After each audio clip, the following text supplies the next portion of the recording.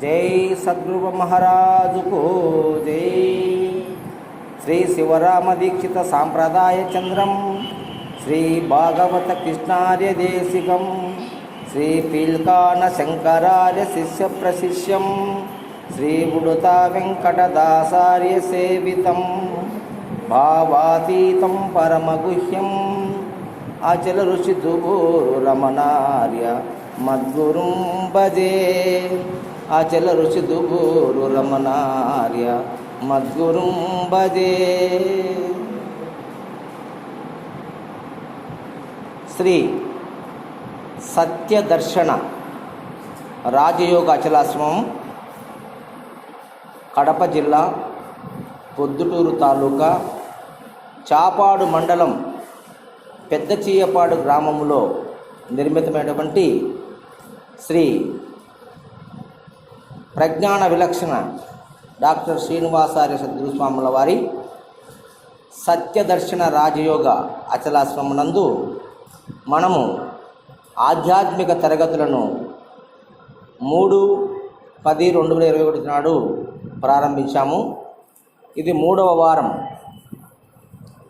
సృష్టి ఆవిర్భావం గురించి మనము గత 2 వారాలలో చెప్పుకున్నాము. ఇప్పుడు కూడా సృష్టి ఆవిర్భావాన్ని గురించే మనం మాట్లాడుకుందాం.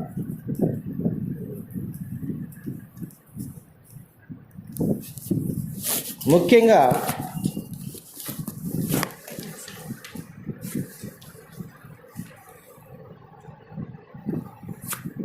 ముందు ఈ యొక్క అచలాశ్రమం అనగా ఇక్కడ కేవలం గురుదేవుడు మాత్రమే కొలువై గురు పూజలు, గురు భక్తి, గురు ధ్యానం, గురు మంత్రం అనేటువంటి సాధనల ద్వారా తన మన ధనములను గురువుకు అర్పించి శిష్యుడు ఈ యొక్క బ్రహ్మ విద్యను గురువు దగ్గర అభ్యసించి శ్రద్ధతో మరి శ్రవణ మనన నిధి ధ్యాస అనేటువంటి పద్ధతుల ద్వారా ఈ బోధను విని నిజదైవ తత్వాన్ని, తానెవరు అనేటువంటి అంశాన్ని రెండింటిని కూడా తెలుసుకొని జన్మరాహిత్య పదవి కోరేటువంటి ఒక గొప్ప అద్భుతమైనటువంటి ఆశ్రమము అచలాశ్రమము. ఇలా ఆశ్రమాలు మన భారతావనిలో ఎన్నో నిర్మితమై ఉన్నాయి. ఎందరో సద్గురువులు వారి వారి జ్ఞానాన్ని ఆశ్రమాల ద్వారా, మరి యూట్యూబ్ల ద్వారా, వాట్సాప్ల ద్వారా మనకు తెలియజేస్తున్నారు. మరి మన ఆశ్రమం విషయంలో మనము ఈ యొక్క బ్రహ్మ విద్యను ముందు సృష్టి రహస్యం దగ్గర నుంచి సృష్టి ఆవిర్భావం గురించి మొదలుపెట్టి తర్వాత ఆత్మానాత్మ వివేకము, ఆత్మ సాక్షాత్కారము అన్నటువంటి అంశాన్ని చెప్పుకుంటూ తర్వాత పరిపూర్ణ బోధలోకి ప్రవేశించి ఆ పరిపూర్ణ బోధను కూడా శిష్యునికి సమూలాగ్రంగా అందించి సర్వ సమస్యములు రహితము చేసి ఆ పరిపూర్ణ దైవ దర్శనాన్ని కలిగించేటువంటి ఉత్కృష్టమైనటువంటి విద్య అచల విద్య. అందులో భాగంగా ఈనాడు అనగా 17/10/2021 ఆదివారం మనము మరి ఆ యొక్క సృష్టి ఆవిర్భావం గురించి ఇంకో పద్ధతిలో చెప్పుకున్నాము. చెప్పుకునే ముందర ఒక చిన్న గేయము పాడుకున్నాము. దైవమైన చూపలేడు ఒక్క గురువును, సద్గురువైతే చూపగలడు దేవదేవుని. సద్గురువైతే చూపగలడు దేవదేవుని, ఆ దేవదేవుని. దైవమైన చూపలేడు ఒక్క గురువుని, సద్గురువైతే చూపగలడు దేవదేవుని. గురు బ్రహ్మ గురు విష్ణు గురుదేవో మహేశ్వర, గురు బ్రహ్మ గురు విష్ణు గురుదేవో మహేశ్వర. దైవమైన చూపలేడు ఒక్క గురువును, సద్గురువైతే చూపగలడు దేవదేవుని, ఆ దేవదేవుని. చదువులన్నీ మడలేవు పుస్తకాలలో,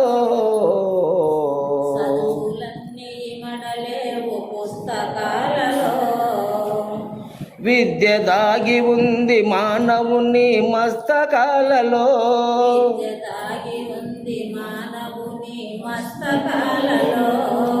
చదువులన్నీ మడలేవు పుస్తకాలలో, పుస్తకాలలో విద్య దాగి ఉంది మానవుని మస్తకాలలో. మేధస్సును తరచి తరచి దస్సును తరచి తరచి మదిని పదును పెట్టు, మేధస్సును తరచి తరచి మదిని పదును పెట్టు. గురు బ్రహ్మ గురు విష్ణు గురుదేవో మహేశ్వర, గురు బ్రహ్మ గురు విష్ణు గురుదేవో మహేశ్వర. దైవమైన చూపలేడు ఒక్క గురువును, సద్గురువైతే చూపగలడు దేవదేవుని, ఆ దేవదేవుని, ఆ దేవదేవుని. యుగాంతాల నిదుర నుండి దిగాంతాల వెలుగులోకి,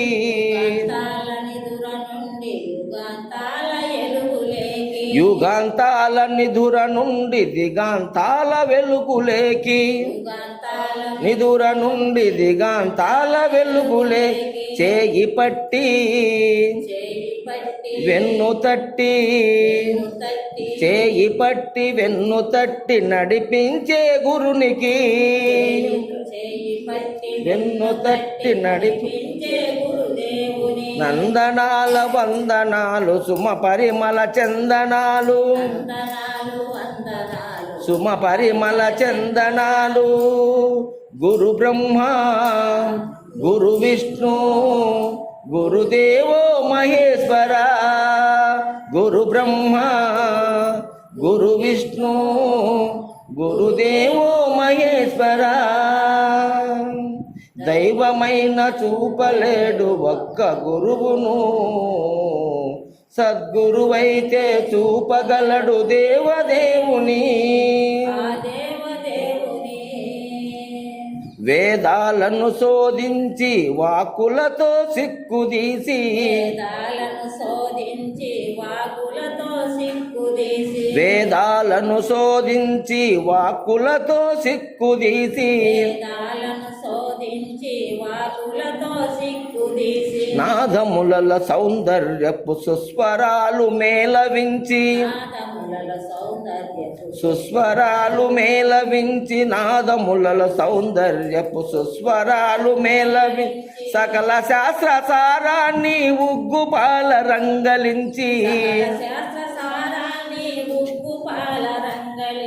సకల శాస్త్ర సారాన్ని ఉగ్గుపాల రంగలించి,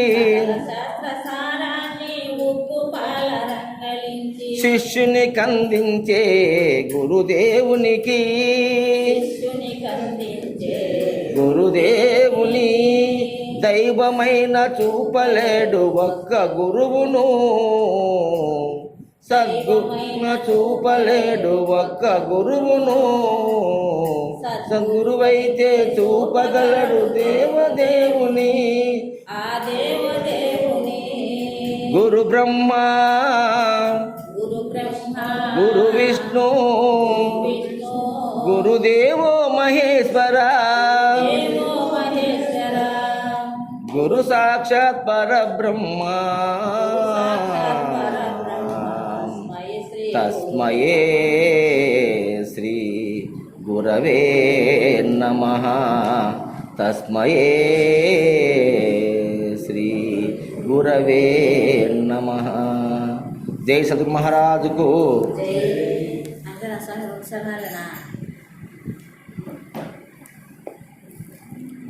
ఇక మనము సృష్టి ఆవిర్భావం గురించి ఇప్పుడు ఎన్నో రకాలుగా చెప్పుకున్నాము. మరి ఇప్పుడు కూడా ఒక పద్ధతి ప్రకారము మానవుడు ఈ భూమిపైకి ఎలా వచ్చాడు కదా మనకు కావాల్సింది. సృష్టిలో సృష్టింపబడిన 84 లక్షల జీవరాశులన్నింటిలోకి మానవ జన్మ మహోన్నతమైంది.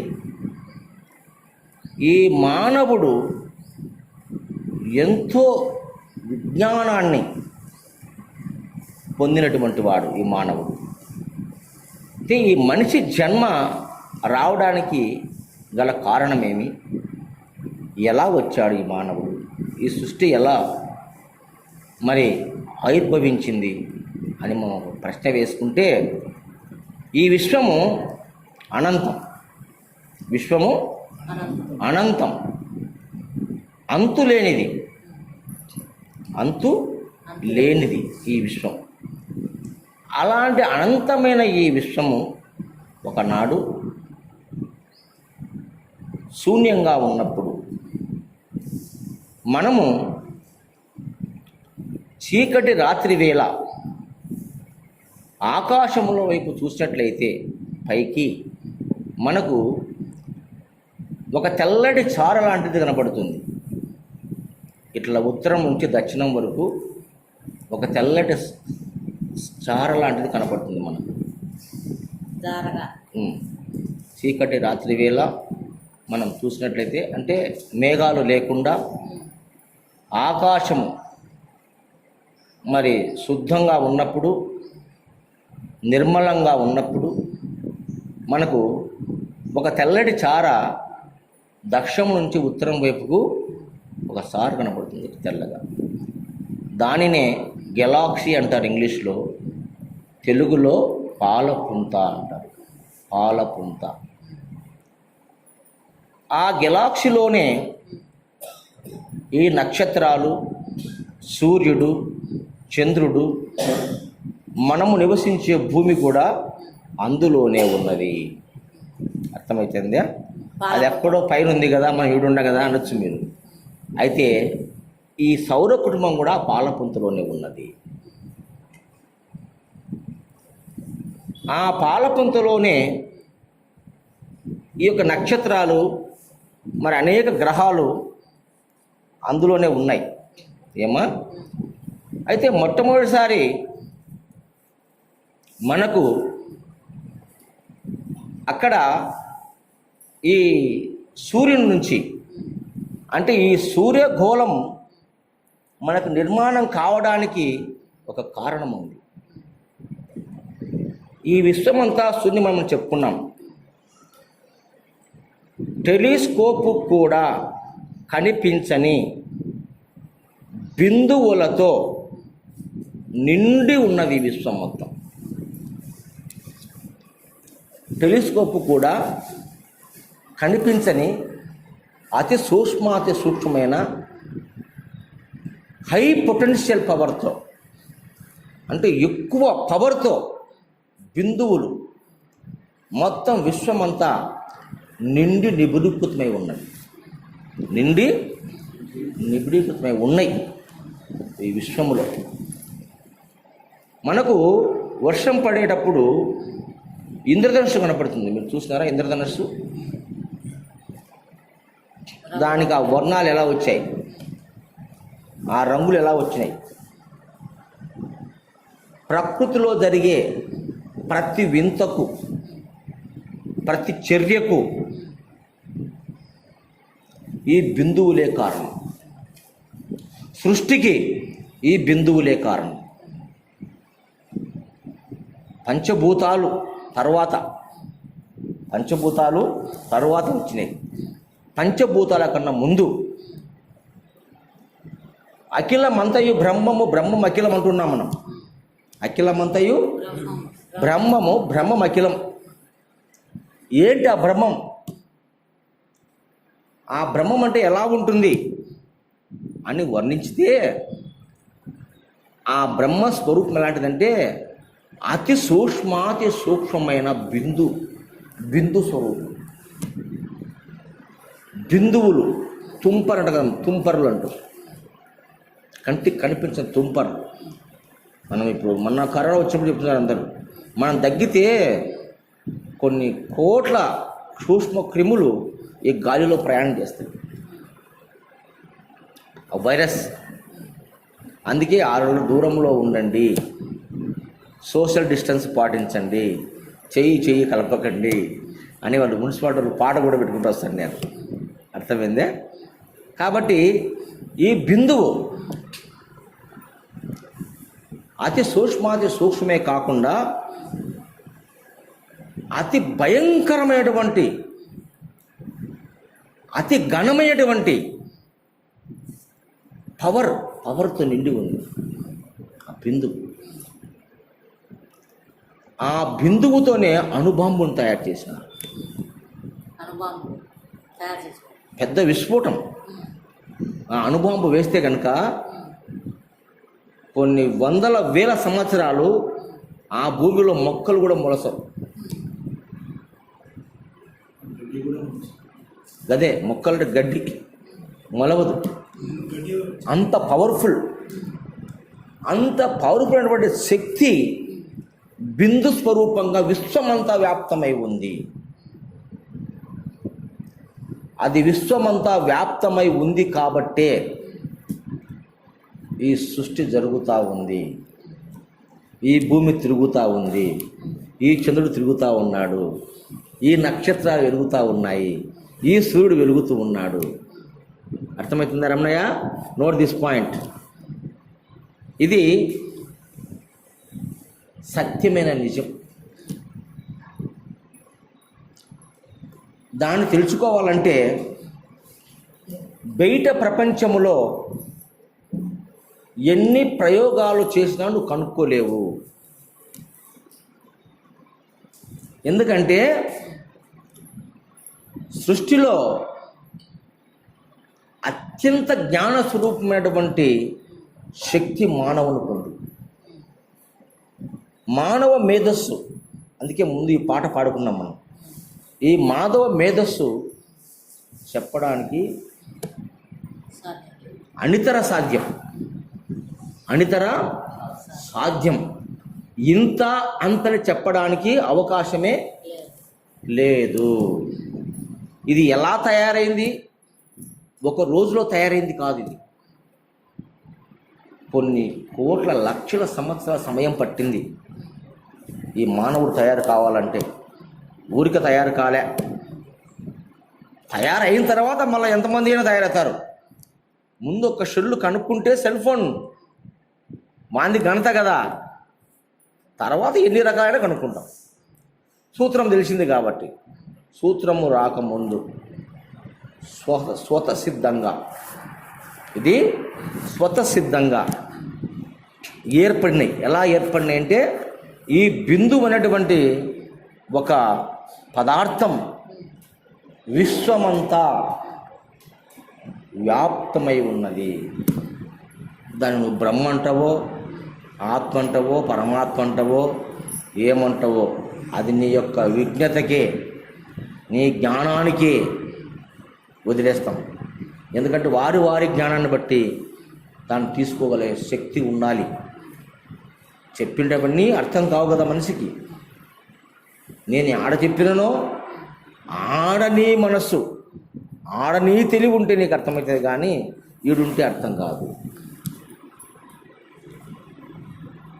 అటువంటి ఆ యొక్క బిందు స్వరూపం ఉంది కాబట్టే ఈనాడు నేను మాట్లాడే పలుకు ఈ మైకును చేరుతా ఉంది.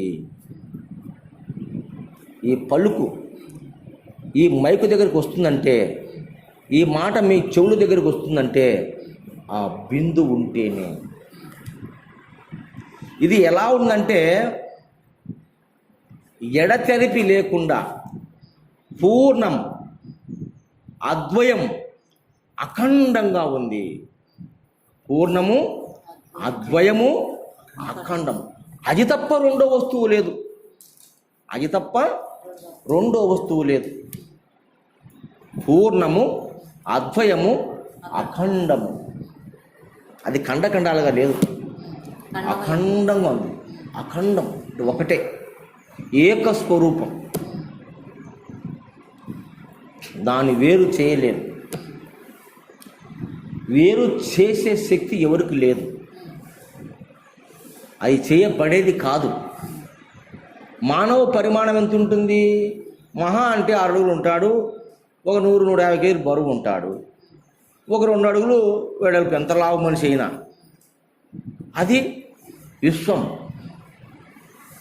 ఈ విశ్వంలోనే మన భూమి ఆవగింజంత. మన భూమి ఎంత? ఆవగింజంత. ఆవగింజ పరిమాణం ఉంది మన భూమి. చంద్రుడి దగ్గర పోయి చూస్తే మన భూమి కూడా నల్లగా అంత కనపడుతుంది. అర్థమైందా? అట్లాంటి విశ్వములో ఈ యొక్క బిందువుల యొక్క సమూహములో విస్ఫోటనం జరిగింది. ఎట్లా జరిగింది? ఇంద్రధనుస్సు ఎట్లా ఏర్పడింది మనకు? వర్షం ఎట్లా కురుస్తుంది మనకు? మెరుపులు ఎలా వస్తున్నాయి మనకు? పిడుగులు ఎలా పడుతున్నాయి మనకు? అవునా కాదా? అలాగే అవన్నీ జరిగేది బిందువు వలనే. ఆ బిందువులు ఎడతెరిపి లేకుండా అంతటా నిండి నిబిడీకృతమై ఉన్నది. దానినే పెద్దలు బ్రహ్మం అన్నారు, దానినే పరమాత్మ అన్నారు, దానినే ఆత్మ అన్నారు. క్లియర్? అర్థమైంది కదా? అటువంటి స్వరూపము అంతటా ఉంది. అందు నుంచి ఒక విస్ఫోటనము జరిగి దాని ద్వారా కొన్ని పదార్థాలు, వాటి సమూహములో కొన్ని పదార్థాలు ఏర్పడి, మరి భాస్వరము, గంధకము, ఆక్సిజన్, హైడ్రోజన్, కార్బన్ డైఆక్సైడ్, నత్రజని అనేటువంటి కొన్ని వాయువులంతా ఈ యొక్క విశ్వముతో రసాయనాలు ఉన్నాయి. కాబట్టి తద్వారా మనకు ఒక వెలుగు, ఒక అగ్ని, ఆ రాపిడిలో నేను చెప్పాను కదా, అణుబాంబు ఎంత పవర్ఫుల్లో అంత పవర్ఫుల్ ఈ బిందువు. అవి విస్ఫోటనం చెందినాయి. విస్ఫోటనం చెందినప్పుడు అక్కడ ఘన పదార్థాలు ఏర్పడి ముక్కలు ముక్కలైపోయి విసిరివేయబడ్డాయి విశ్వమంతా. అవి నక్షత్రాలన్నీ కూడా.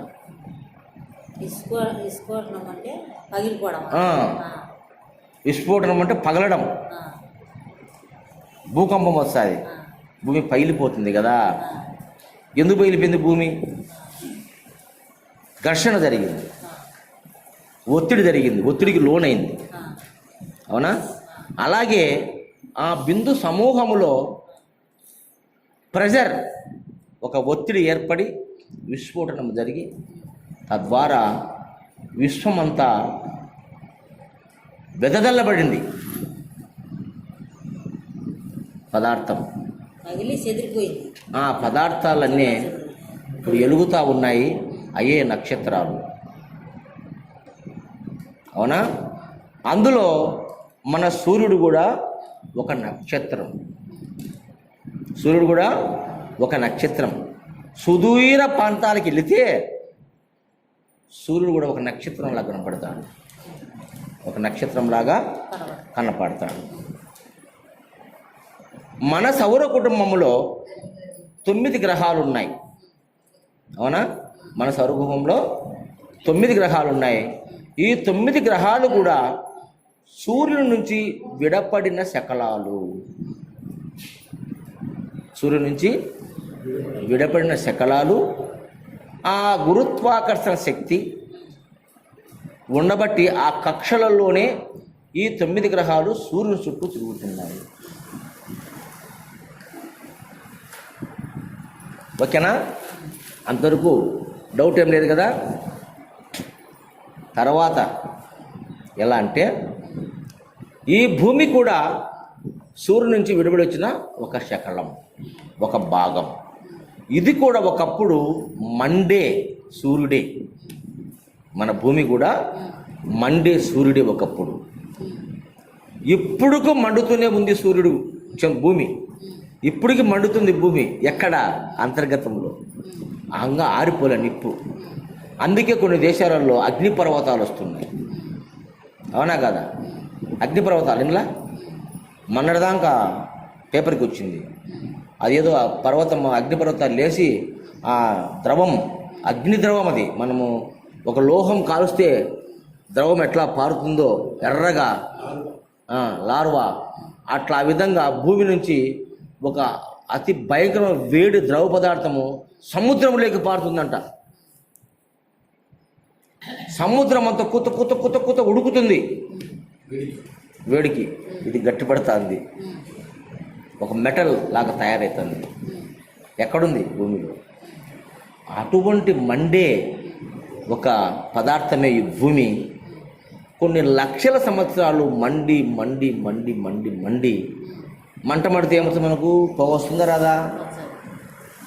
వస్తుంది కదా పొగ. ఆ పొగనే ఈ భూమికి చుట్టూ కొన్ని వందల కిలోమీటర్ల మేర పేరుకుపోయింది. గాఢాంధకారంగా, సూర్యుడు కూడా కనిపించని విధంగా పొగ పేరుకుపోయింది. ఈ భూమి చుట్టూ కొన్ని వందల కిలోమీటర్ల దూరం. ఎంత ఉరుకైతే ఈ యొక్క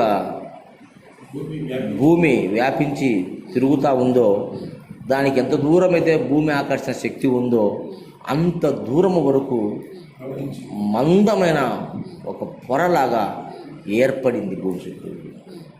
సూర్యశక్తి కూడా భూమిలోకి రాకుండా చేసింది ఆ పొర. అలా కొన్ని వేల సంవత్సరాలు ఒక చీకటి గ్రహంగా ఉండింది ఈ భూమి. జీవము పుట్టుక లేదు అప్పుడు, ఇంకా జీవికి పుట్టుక లేదు. అలా ఉన్న తర్వాత ఆ ఏర్పడినటువంటి ఆ మేఘము పొగలే రసాయనిక చర్య వల్ల పైనుంచి సూర్యవేడిమి తగిలి, కింది నుంచి వేడి, పైనుంచి వేడి, ఉష్ణే శీతలే అన్నారు. వేడి వేడి కలిస్తే ఏమవుతుంది? శీతలం అవుతుంది. అవునా కదా? అలా కింది నుంచి ఈ వేడి, పైనుంచి సూర్యుని వేడి తగిలేసరికి ఆ మేఘాలన్నీ కరిగి కొన్ని వందల సంవత్సరాలు భూమిపైన వర్షం కురిసింది. ధారాపాతంగా సూర్యుని వెలుగు భూమి మీద పడేంత వరకు కరిగి మేఘమంతా వర్షం కురిసి ధారాపాతంగా ప్రవహించింది భూమి అంతా. ఆ ప్రవహించడంలో భూమి తిరుగుతుంది కదా, తిరుగుతున్నప్పుడు నీరంతా కూడా ప్రవహించి ప్రవహించి ప్రవహించి ప్రవహించి మెట్ట పల్లాలు ఉన్నప్పుడు ఆ పల్లములోకి చేరింది నీరంతా. అప్పుడు భూమిని 75% నీరు ఆక్రమించింది. నీరు భూమిని 75% ఆక్రమించేసింది. కేవలం పావలా భాగం మాత్రమే తేలుతా ఉంది సముద్రంలో, భూభాగం. అప్పుడు ప్రవహించినటువంటి ఆ నీరు వల్లనే మనకు నదులు ఏర్పడ్డాయి, సరస్సులు ఏర్పడ్డాయి. ఈ గుట్టలు వచ్చినాయి చూడు, శేషాచల కొండలంట. ఇవన్నీ మెత్తగుండే పదార్థమంతా కరిగి మనకి మెట్ట భూములుగా మనకు తయారైనాయి. కొన్ని ఎడారులుగా తయారైనాయి. ఇసుక కరగనేటి కొండలుగా నిలబడిపోయినాయి. ఈనాడు మనం చూసి కొండలని కూడా మనము పొయ్యిలో కట్టెలు కాల్చి మంట పెడతాము. అంతా అయిపోయినాక నీళ్లు చల్లి ఆరిపోస్తాం. నీళ్లు దండిగా పోస్తే ఏమవుతుంది? అంత బూడిదంతా లెవెల్ అవుతుంది, పారుతుంది. బొగ్గులు అక్కడక్కడ నిలబడతాయి. మీద భూమి అంతా బూడిదంతా ఎత్తు పొలాలుగా ఉంటుందా లేదా? అట్లా ఉదాహరణ చెప్తున్నా. ఆ విధంగా ఇప్పుడు కనిపించే కొండలన్నీ రాళ్ళు, అంటే గట్టిది అవి, అంటే ఆ మెటల్లో, ఆ అగ్నిలో, అంటే మొట్టమొదటిసారిగా ఈ కరిగి మన్నైనా కరక్క రాళ్ళైనాయి. ఆకాశము, పంచభూతాలు, ఆకాశము, వాయువు సూక్ష్మభూతాలు కంటికి కనపడవు, అగ్ని స్థూలభూతం. అవునా కదా? మరి ఆ ఆకాశము, భూమి సూక్ష్మభూతాలు కాబట్టి అందులో నుంచి పుట్టింది అగ్ని. ఎలా పుట్టిందంటే ఇలా పుట్టింది, విస్ఫోటనం వల్ల అగ్ని వచ్చింది. ఈ విధంగా ఈ భూమి తయారైంది. తరువాత కొన్ని వేల సంవత్సరాలకు నీటి లోపల నాసు పుట్టింది. నాసు. ఈ భూమిలో మొట్టమొదట ఏంది పుట్టిందంటే నాసు. తెలిసిన నాసు అంటే మీకు అందరికీ తెలుగు. నాసు అంటే సన్న గడ్డి అంతా నాసు పడిందన్నమాట. నాసు గడ్డి అంటారు.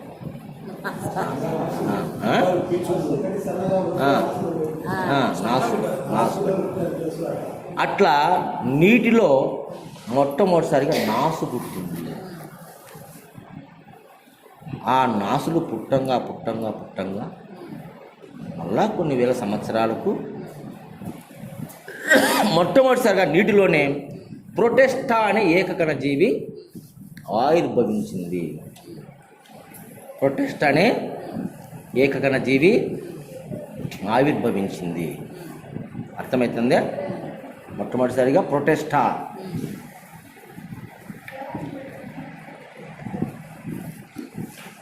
అనే ఏకకణ జీవి పుట్టి కొన్ని వేల సంవత్సరాలకు ఏకకణ జీవి నుంచి బహుకణ జీవిగా మారి, ఆ విధంగా జలచరములు ముందు పుట్టినాయి. అవునా? ఈ జలచరముల తర్వాత మరి ఉభయచరాలు, అంటే నీటిలోనూ భూమిలోనూ బ్రతికే జీవరాశులుగా పుడుతూ, మరి ప్రాకే జంతువులు, ఎగిరే పక్షులు సృష్టి ఎలా వచ్చిందంటే ప్రాకే జంతువులు, ఎగిరే పక్షులు, తర్వాత నాలుగుగాల జీవాలు, జంతువులు, తరువాత ఆఫ్రికా ఖండమునందు మానవాకారముతో కూడిన గెరిల్లాలంటే మనిషి మాదిరే ఉంటాయి జంతువులు, జూలో ఉంటాయి. మనుషులు మాదిరే మంచి తెలివి ఉంటుంది వాటికి కూడా. అట్లా గెరిల్లాలు వచ్చినాయి. తర్వాత కొంతకాలానికి మానవాకారమైన మనిషి భూమి మీద అవతరించినాడు. ఈ మనిషి కొన్ని లక్షల సంవత్సరాలు మాట లేదు, మరి జ్ఞానం లేదు, బట్ట లేదు, సంచార జీవులుగా స్థిర నివాసం లేదు, నివాసం లేదు, సంచార జీవులుగా ఈ భూమండలం అంతా తిరిగినారు. ఈ భూమండలం అంతా అంటే ప్రపంచం మొత్తం. ఒకసాట కుదురు లేదు, ఇల్లు లేదు, లేదు. మామూలుగా జంతువుల మాదిరే తిరిగినారు. పోతానడమే. ఆడ పొద్దుగుతే ఆడ నిద్ర వచ్చి ఆడ పడుకోవడం, బాధ్యత లేదు. మెలకు వచ్చి లేచిపోతున్నాడు. చీకటినిలే వెలుగనిలే, రాత్రిలే పౌరులే, రాత్రి అయినా ఒకటే వాళ్ళకు, పౌరైనా ఒకటే. ఆహారము దుంపలు, పండ్లు, ఆకులు, అలములు అవి. వర్షాలు పడుతున్నాయి కదా, ఇంకా వర్షాలు పడుతున్నాయి కదా. అప్పుడు ఈ భూమి మీద మొక్కలు పుట్టినాయి కదా, ముందు పుట్టింది మొక్కలే కదా, మొక్కల నుంచి ఫలం వస్తుంది. ఎవరు పండించారా? ఎలా వచ్చినాయి ఆ మొక్కలు? భూమి నుంచి వచ్చినాయి. ఎందుకు? మొత్తం బిందు స్వరూపం, విశ్వం అంతా బిందు స్వరూపం. అణు స్వరూపం, అణువులు అంట. అణువు కన్నా సూక్ష్మం బిందువు అంటే. అణువు కన్నా సూక్ష్మమైనది బిందువు. అణువే కంటికి కనపడదు మనకు. వాటికన్నా 100 రెట్లు సూక్ష్మం బిందువు, కనిపించదు. టెలిస్కోపులు కూడా సిక్కలేదు. ఇప్పటికీ కూడా శాస్త్రవేత్తలు పరిశోధన చేస్తున్నారు. యాడికి కనుక్కోలేక దాన్ని దైవకణం అని పేరు పెట్టినారు. చిట్టశివుడికి దైవకణం ఉంది విశ్వమంతా అని చెప్పేశారు. సైంటిస్టులు చేతగాక ఒక దైవకణము ఉంది ఈ విశ్వము, ఆ దైవకణం ఉంది అని ఒకటి నిర్ధారణ చేశారు. ఈ మధ్యకాలంలోనే ఒప్పుకున్నారు సైన్స్ కూడా. దానే బిందువు. అర్థమవుతుందమ్మా? మరి అలా ఉంటే ఈ మానవుడు అనేక రకాలుగా కూరగాయలు అయితేనేమి, పండ్లు అయితేనేమి, గడ్డలు భూమిలో తవ్వుకొని, జంతుగడ్డలు అంటే బూచకరంగా మనం చెప్పుకుంటున్నప్పుడు అప్పుడు వాళ్ళకు పేరురా. మనిషికి పేరు లేదు, వృక్షానికి పేరు లేదు. ఇది ఆపిల్ పండు అని మనం అంటున్నాం ఇప్పుడు. ఆనాడు దానికి పేరు లేదు. ఏ పండుగకు పేరు లేదు, ఏ చెట్టుకు పేరు లేదు, ఏ మనిషికి పేరు లేదు. అవునా? ఇప్పుడు తెలివి వచ్చి మనం పెట్టుకున్నాం. తెలివి రాకపోతే పెట్టుకోడు. పిల్లోడు పుట్టినాడు, వానికి ఏం తెలుస్తుంది? వానికి పేరు మనం పెట్టాం, వాడు పెట్టుకోలేడు కదా. అర్థమవుతుంది? అట్లా ఆనాటి మానవుడు అనాగరికంగా ఉండి మాటలు రావు, కేవలం శబ్దాలే. ఈడొక మనిషి ఉన్నట్టు ఈడు అరుచి ఆపకు అరుచునే ఉన్నాను వారు అడుగుతాడు. ఇప్పుడు పక్షులు ఉంటాయి, ఈ చెట్టు మీద అరిచి ఆ చెట్టు ఒకటి అడుగుతుంది, నేను ఉండాని. అవునా కదా? అలాగా ఈ మనుషులు కూడా అప్పుడు ఎక్కడన్నా ఉండని చెట్లు ఎక్కి అరిసేవాళ్ళు. నేను ఇప్పుడు ఉన్నా అంటే మేము వస్తాము అక్కడికి, వాళ్ళు అరిసేవాళ్ళు. అరుపులతో కనుక్కునేవాళ్ళు. వాళ్ళు వచ్చండరా, రమ్మంటున్నారా, పొమ్మంటున్నారా అనేదంతా అరుపులే. ఆ అరుపులు కూడా ఆనాటి మానవుడు 2 పెదవులు కలిపి అరిసేది చేత కాదు. 2 పెదవులు కలిస్తే మాట వస్తుంది, 2 పెదవులు కలవకపోతే మాట రాదు. మీరు ప్రయత్నం చేయండి, నోరు చూసుకొని మాట్లాడండి. మాట పెదవులు కలిస్తేనే మాట వస్తుంది, పెదవులు కలవకపోతే మాట రాదు. కానీ కొన్ని అక్షరాలు అలాగే కనిపెట్టినారు అన్నాడు. మనకు అచ్చులు ఉన్నాయి తెలుగులో, ఆ ఈ ఊరు ఊరు ఔ, ఇవి అచ్చులు. పెదవులు కలిసవు, కలుస్తాయా? అవే వాళ్ళు ఆనాడు అరుపులు. వాళ్ళ అరుపులు ఆ అంటే ఒక అరుపు, ఆ అంటే ఒక అర్థం, ఈ అంటే ఒక అర్థం, ఈ అంటే ఒక అర్థం. వాడు సాగదీసి ఈ అని అనుకో, దానికి ఒక అర్థం.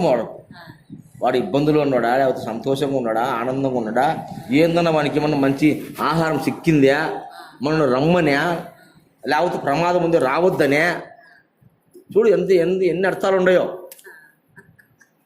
అట్లా అరుపుల్లో అర్థాలు కనుక్కున్నాడు మానవుడు, ఆనాటి మానవుడు, ఆది మానవుడు.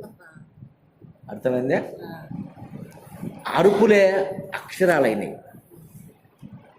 ఆ వద్దు వాడన్న ఆనే మనం ఈ వద్దు ఆని రాసుకుంటున్నాం, పిల్లోనికి నేర్పిస్తున్నాం. ఇది ఈనాడు మనం కనుక్కునేది కాదు, ఆనాడు వాడు కనుక్కున్నాడు. వాని అరుపులు మన తొలిదశ, మానవుని తొలిదశ అరుపులై. అట్టే ఇంగ్లీష్ దేశంలో వాళ్ళు కూడా AEIOU ఓవల్స్ అంటే అచ్చులు, ఇంగ్లీష్ భాషలో కూడా ఉండే అచ్చులు.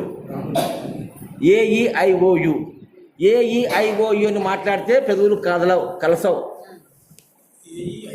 AEIOU పెదవులు కలసవు.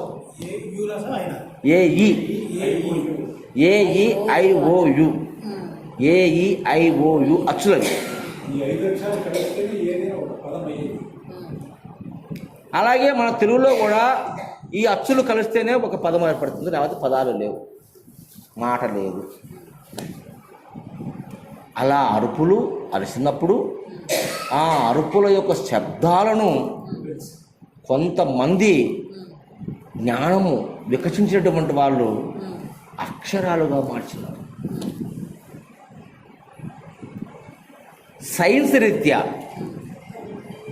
ఖగోళ శాస్త్రం రీత్యా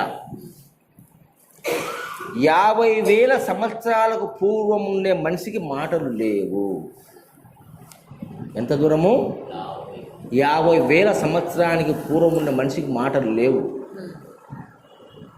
50,000 సంవత్సరాలు, 50 సంవత్సరం ముందు మాటలు లేవు. 20,000 సంవత్సరాలకు ముందు లిపి లేదు, లిపి అక్షరాలు లేవు. ఎక్కువ కాదు, 20,000 సంవత్సరాలు అంతే, ఎక్కువ దూరం అక్కర్లేదు. కేవలం 20,000 సంవత్సరాలకు పూర్వము లిపి లేదు, రాత లేదు, అక్షరాలు లేవు. అక్షరము కనుక్కున్నది మానవుడు 20,000 సంవత్సరాలకు పూర్వమే.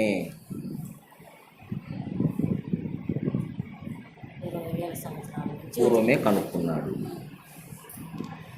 ఆ విధంగా సాగిన ఈ మానవ ఆవిర్భావము, ఈ మానవ పరిణామం ఎలా వచ్చింది? ఆ నుంచి ప్రారంభమయ్యి ఆహారము కేవలము ప్రకృతి ఇచ్చిన ఆహారాన్ని భుజిస్తూ ఒక్కొక్క మనిషి 1000 సంవత్సరాలు, 500 సంవత్సరాలు, 800 సంవత్సరాలు జీవించేవాళ్ళు. వేరే ఆలోచనలు.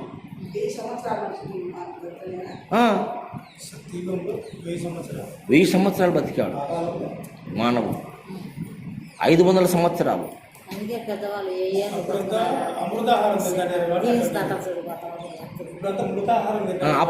అప్పుడు పెద్దల దీవెన కూడా 1000 ఏళ్ళు నిండుగా 100 ఏళ్ళు 1000 ఏళ్ళు జీవితమని 1000 ఏళ్ళు అంటున్నారు. అప్పుడు అది ఇప్పుడు వీళ్ళు 100 ఏళ్ళే చెబుతున్నారు. ఇంకా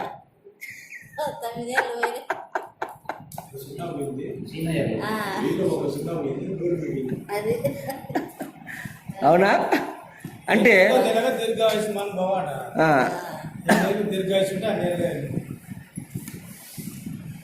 1000 ఏళ్ళు ఒడిలోనైనా పిల్ల పాపలతో అని దీవిస్తున్నారు ఆ కాలం మానవుడు.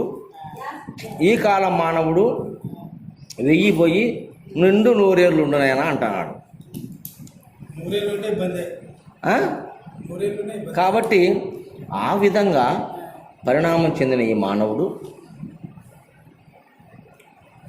మరి రాను రాను ఈ యొక్క మానవ జాతి ఎక్కువ ఉత్పత్తి అయింది.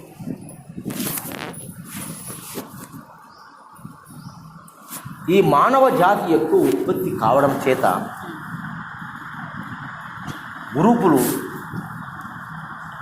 గ్రూపులుగా విడపడినాడు మానవుడు. తూర్పు దేశాన కొంతమంది, పశ్చిమాన కొంతమంది, దక్షిణాన కొంతమంది, ఉత్తరాన కొంతమంది, దిక్కుకు కొన్ని వర్గాలు ఏర్పడినాయి.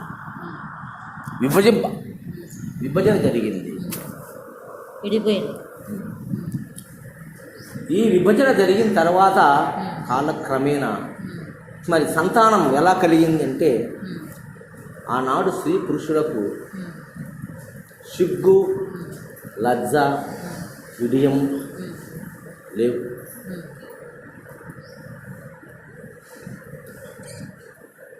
ఒక కాలం ఉమ్. అంటే ఉమ్. స్త్రీ కానీ పురుషుడు కానీ ఉమ్. మరి సంతానం కోసం ఉమ్.